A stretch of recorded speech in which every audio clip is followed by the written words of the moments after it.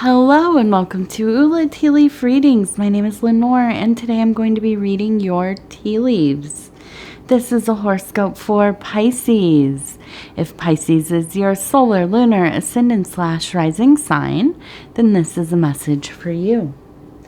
Okay, let's get started.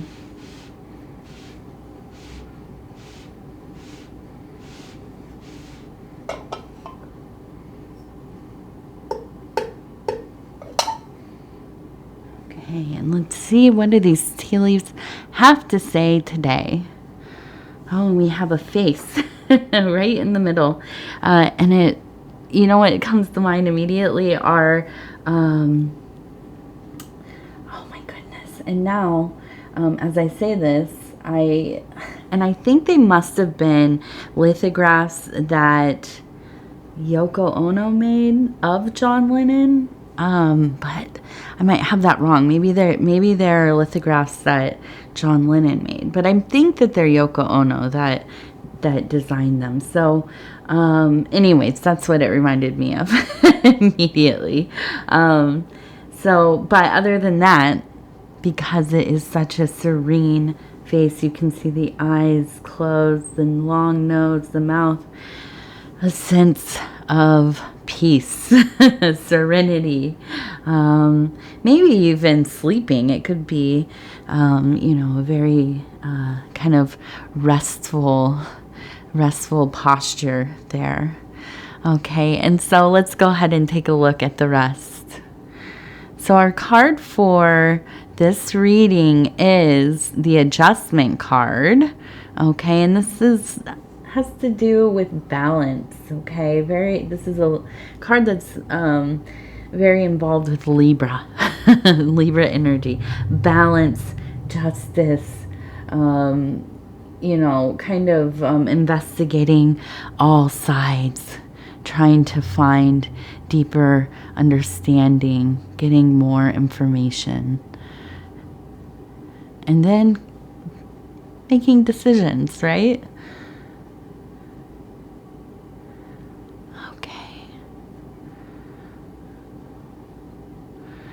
So, we're going to start right here. We have a person who is standing next to what looks like a well, a water well. And now, if you have never seen one of these, they are, not as common as they once were. But, there are movies, things like The Ring, where we can see it's kind of a hole in the ground that has a circular stone wall around it, and stone, or it could be brick, I guess, or any number of things really. But this is where you would send down a bucket of some kind and you would pull up water. We also know that these are a symbol of wishes. This is where people go to kind of throw down a penny, or a rock, or whatever it is, and they make a wish. Okay, and so when I see this, it makes me think of two things. Having resources. Okay, with the water, it's the emotional resources, but also in a place of manifesting, finding the kind of flow, the current in your life where things are getting done, where things are happening, where the things that you have wished for, the things that you have dreamt about, the things that you want for yourself, they're beginning to manifest. And this is not just idly hoping. This is finding that motivation, ability, the things that you need to make something happen. And, I always like that saying, if you want to win the lottery, you have to go and buy a lottery ticket. You can't just wish that you would win the lottery and then you do. You have to make sure you go and buy a ticket. So this is true of any kind of fortune and success that we want in our lives. We have to do the work, right? What we're wishing for really is that the universe will smile upon us, that it will align in such a way that lifeblood, that fiery thing, will flow through whatever it is we want or need, and therefore alivening it with good fortune. Okay, so I think that you really are. You're working hard at making this a real thing, making this happen. Okay. Now, while all of this is going on, I'm seeing we have two hearts. We have one next to the well. So maybe this has something to do with love of some kind. And maybe if you look at it this way, you can see it better. But then over here, we have a heart with a hole right in the middle. So I am led to believe by looking at this that we have a situation where there has been some deception. Okay, we also have some kind of, it looks like maybe a little dagger right here, okay? And that is right by the heart. So it really does. It feels like there's been some deception, something hidden coming to light, okay? You've had some kind of revelation, and it has not been easy. You know, I think that it's somewhat devastating for you. And I do believe this is motivating you to, you know, want to do better in other parts of your life, right? Get things sorted. I don't know about you, but sometimes, you know, a little heartbreak gets me going, gets me really motivated to make sure that I have all of my ducks in a row, make sure that I, you know, have the ability to do the things I need to do for myself and family. Okay, so, you know, I think that whatever this thing is that came up, you know, and I think that this was definitely an intentional, maybe not directly a lie, but omission, right, of the larger picture. And it has definitely caused that strife within, probably, I'm looking at the, I really think that this is like within the family unit, okay, or the greater family. Let's see, what does it look like up here? The funny, oops, I gotta get this thing. Gotta stop leaning on it. The funny thing is that these formations look different. I can look at them with the naked eye, and they look a little bit different than they do in the view thing of the camera. And so I look at it both ways. So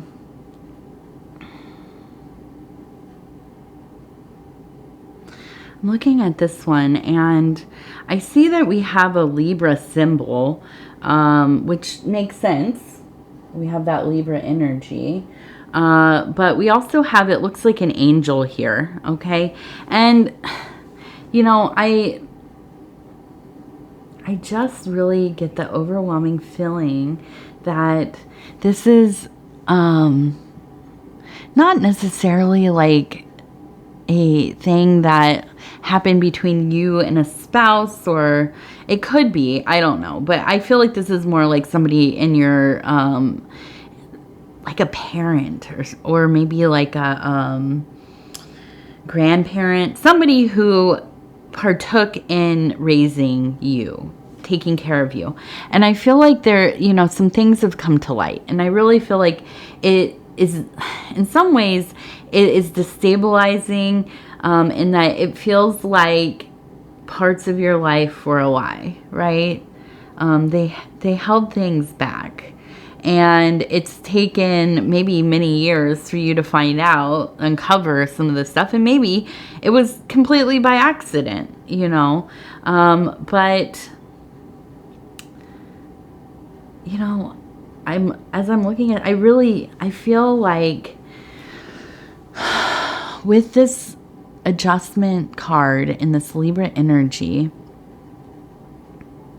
I almost feel like they did this because in their mind, anyways, it doesn't make it right, but in their mind they were protecting you from something, and they thought it would be better if they didn't tell you about something within the family or something about themselves, maybe even something about yourself, right?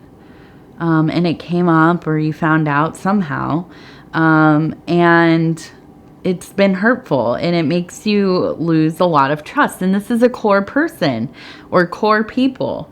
So it kind of changes the whole tone of how you feel about people in general, right? When we lose our trust in somebody who, you know, we know that they're human beings.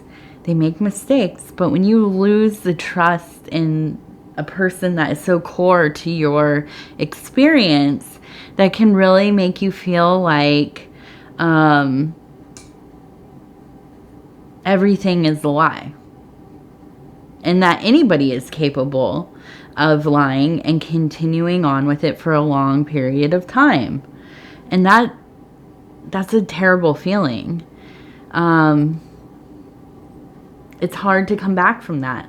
But I see the angel, and I really feel like, and I know I don't want to advocate for misleading people or, you know, or to minimize any kind of pain that comes from this kind of situation. But, you know, we have to understand that people, first of all, I would say not everybody knows how to live, right? Not everybody knows knows anything about life or how to, you know, live with a lot of foresight, right? They're just going from moment to moment, hoping that they're making the best decisions that they can, trying to survive the days.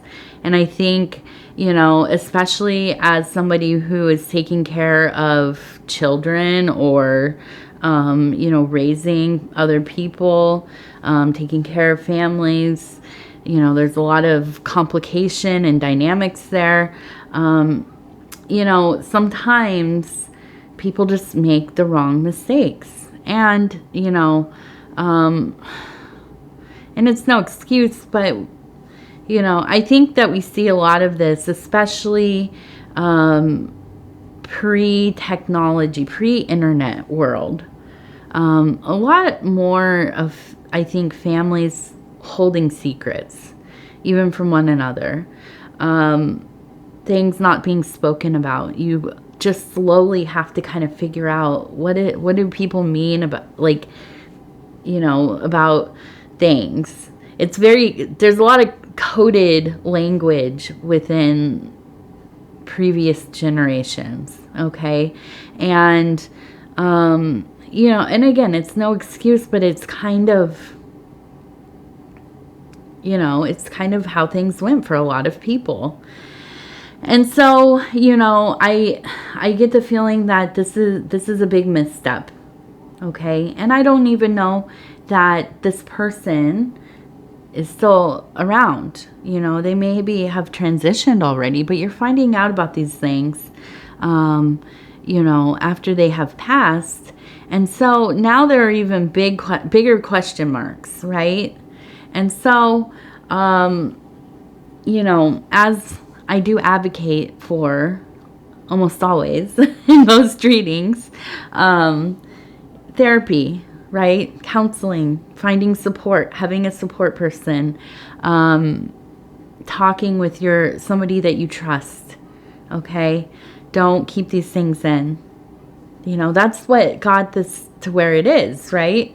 people keep things in. People are feel shameful about things. People feel protective over other people.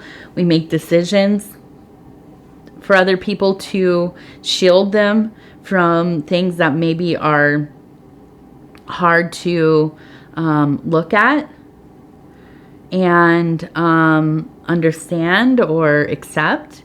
And so, you know, it just gets internalized and hidden away. And you know, these are the things, they come up, and we talk about this a lot in shadow work, right? The things that we push down, the things that we don't want to talk about, the things we don't want to look at within our own behaviors, but also in other people, they don't go away. It will show up at some point. Okay. So I think that this is part of, you know, your self-evolution. This is a thing that has to be met with, you know, as much courage as you can muster.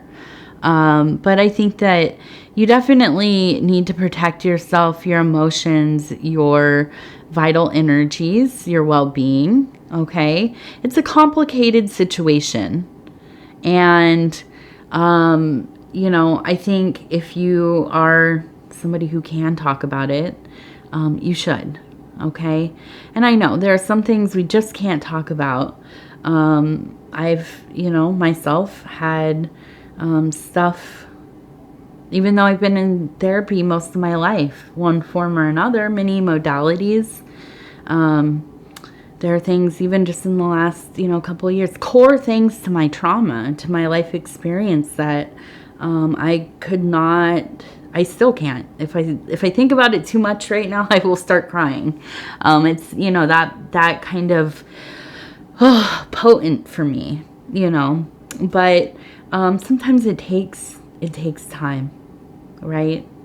And but you know, it is important for us to, if it is our goal anyways, to become more integrated people, partake in the path of individuation, self-healing, right? Changing cycles in our lives, in our families, in our communities.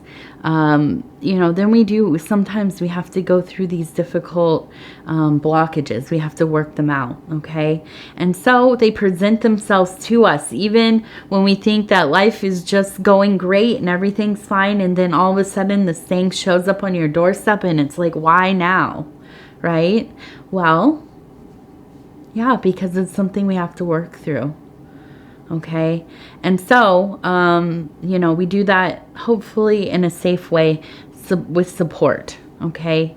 You know, don't do things alone. If you feel that, you need that extra help, there's nothing wrong with that. Okay. There's nothing wrong with that. And, let's see, we have an airplane right here. Okay, and below it, I was trying to see, what do we have, really? It looks like, every side, it looks like some kind of animal to me, like a ferret, kind of, which is one of my favorite, the weasels I love. But, you know, with the airplane, I would say this is the movement of emotion, spirit, okay, through your life. There is a sense of transmutation. It is ever happening, but it seems very apparent right now, okay? And what I believe really is happening as well is that you have been doing so much self-work, you know, in the years, you know, months, days, whatever, leading up to this event, this situation, this revelation, that you have better coping mechanisms. You have more of an ability to mindfully react to things. And this is so important. That is such a huge thing when it comes to dealing with some of these more difficult things that pop up, right? Now, that doesn't mean that you aren't feeling a lot. You know, for me, I'm a crier. I don't care how much I've been through or how many things I've seen or how much healing I've done or, a lot of recovery work. I cry hysterically. I do, at least once a week, maybe. I don't know, maybe a little less, maybe a little more sometimes. But, and I feel really big feelings. That doesn't mean we have not been working hard on ourselves. Or on the other side of the spectrum, not feeling anything at all. And the everything in between. There's no right or wrong way. Okay, it is individual. And of course, I am not a psychologist or a psychotherapist or counselor or anything like this. So I don't know exactly what indicates somebody has really processed something successfully. Even though I've been in a lot of therapy, I don't know. I really don't know. But I know that it is worthy work. Okay, and it's ongoing. Sometimes these are things we will always be working on. That might sound really tiring, but I'm telling you, it is a blessing that we even have the consciousness to think, oh, this is something that I want to change in my life. I can't change what happened. I can't change, maybe the chemistry of my brain. I can't change the factors necessarily, but I can change my perception. I can change my reaction. I can change how I experience the output of this. Okay? And that's where we find our power in life, truly. It's the only real kind of power I think there is. Anyways, any kind of real power that means anything. So we also have, like I said, we have the weasel, the ferret. I love a collector of treasures. Okay, beautiful things, fun things. A little bit wily, right? A fun spirit. And I think a little bit of humor, a little bit of searching for special things. I just was over at my neighbor's the other day, and he was showing us his petrified wood collection, and I thought that was so cool. I was like super enamored by these beautiful pieces that he had collected. And so we all have our things, right? Yeah. And so use your interests to help, maybe distract in a healthy way, to help mitigate some of the, tidal waves of emotion, and just to have something that makes you feel good, right? Makes you feel like you are in a place where you are really activated and doing a thing that you really you're interested in, you understand it, and it's we can get lost in these things a little bit, right? So the one last thing I wanted to look at, it looks like a person holding an animal, okay, right up by its face. It almost looks like it's giving it a kiss. And I really do. I think that there's a sense of unconditional love in your life. And I wonder if that is with an animal that you have, who has you, I should say. My cats, I have to correct myself. I don't have 2 cats. They have me. They allow me to be around, because they really are the boss, aren't they? And so, you know, I think that you have a beautiful support in some kind of, you know, animal spirit, animal guide, an animal within your home, right? A companion, a family member. Okay. And I think that, you know, you find and you will find a lot of support there. Okay. So we have an eye and we have a writing quill here. Okay. And I think that a good thing for you to be doing is journaling. Okay. I think that it's a good time to be writing out some of the stuff that you're feeling. You know, really spending some time, you know, and maybe even going and looking for some prompts for journaling. For one of the ones I really like to look for are CBT prompts, which is the cognitive behavioral therapy, or DBT, dialectical behavioral therapy. And you can just look that up on Google. Look for some journaling prompts and, you know, just kind of writing through some of the stuff that's going on. You don't have to keep it. You could destroy it. It doesn't have to be, you know, but there's something about the actual process of physically writing with like a pen and paper that can be very cathartic. Okay. And so I think, you know, when we go through these periods of time where there is a lot of this kind of self-revelation, you know, things coming to light that are maybe not super easy, that kind of take you by surprise, writing through some of that stuff. Okay. And it doesn't have to be eloquent or edited or even very coherent, right?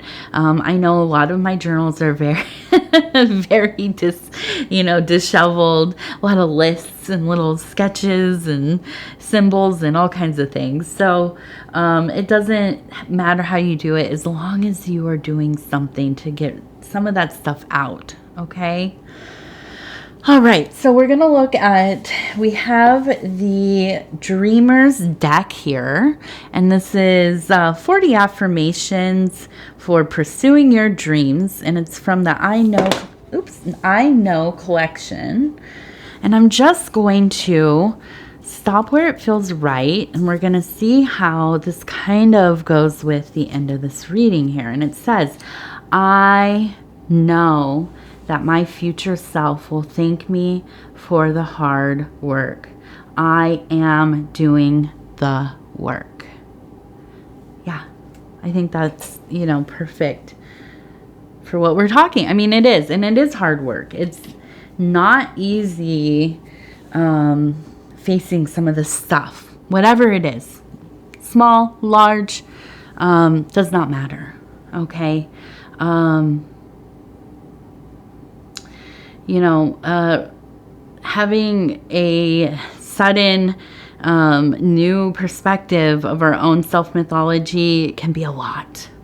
Okay, especially if we didn't ask for it, if it just shows up. So, you know, be kind with yourself. But also remember, this is going to help you in the long run. Okay, and if it feels like too much, take a break from it. If it feels like too much, make sure you're talking to people about it. Okay? Checking in with other people. Okay, so I'm going to go ahead and say thank you so much for spending this time with me, Pisces. It is always such an honor to be able to bring these messages to you.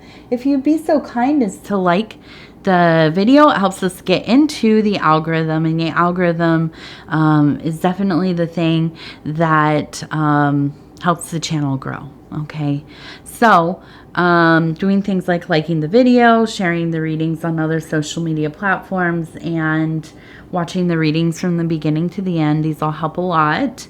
If you haven't subscribed yet, please think about doing that. You can hit the little bell. It'll let you know when the next readings are coming out. Other than that, if you would like to leave a comment, please do. I love hearing from each and every one of you. I read all of the comments, and they mean a lot. And I just want to mention too, we have a membership tier which allows you access to the Discord for the channel. And there are people from the channel already there, other members, and myself, and we would love to have you. So anyways, I want to thank you, and we will talk again real soon.